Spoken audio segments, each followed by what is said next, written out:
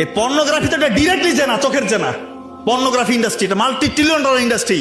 এটার উদ্দেশ্য এবং কাজই হচ্ছে যুবক যুবতীদেরকে ধ্বংস করা। সত্যি বলছি, যুবক যুবতীদেরকে ধ্বংস করে দেওয়া, স্পেশালি মুসলিম যুবক যুবতীদেরকে ধ্বংস করা, যেন মাথা তুলে দাঁড়াতে না পারেন। আপনার ব্রেন এটা যেন জানোয়ারের মতো হয়ে যায়, জানোয়ার পশুর মতো হয়ে যায়। এই জন্য এই অশ্লীলতাকে ছড়িয়ে দেওয়া হয়েছে।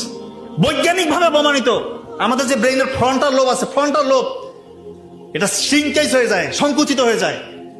তার প্যাটার্ন দেখছে, ব্রেইনের প্যাটার্ন জানোয়ারের প্যাটার্নের মতো হয়ে যায়, জন্তু জানোয়ারের প্যাটার্ন ব্রেইনের।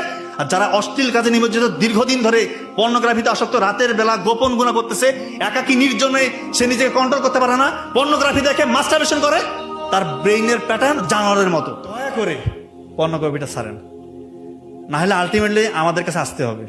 যারা পর্নোগ্রাফি ছাড়তেছেন না, কি কারণে আসতে হবে? বিয়ের আগে নিজেই বুঝবেন যে আমার অবস্থা খারাপ, বিয়ে করার পর আরো বুঝবেন যে আপনার অবস্থা কতটা খারাপ।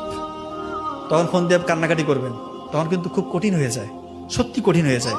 হ্যাঁ, তবে আশার আলো আছে যে কেউ যদি সত্যিকার অর্থে একেবারেই কাট অফ করে দিতে পারে, দীর্ঘদিন আপনি পর্ন দেখছেন, মাস্টারবেট করছেন, যত রকম নোংরা কাজ করছেন, আপনি টোটালি কাট করে দেন। আপনি প্রয়োজনে মোবাইল ফোনটা থেকে দূরে থাকেন 3 মাস 6 মাস, আরো যতদিন লাগে মাথাটা ঠান্ডা করতে।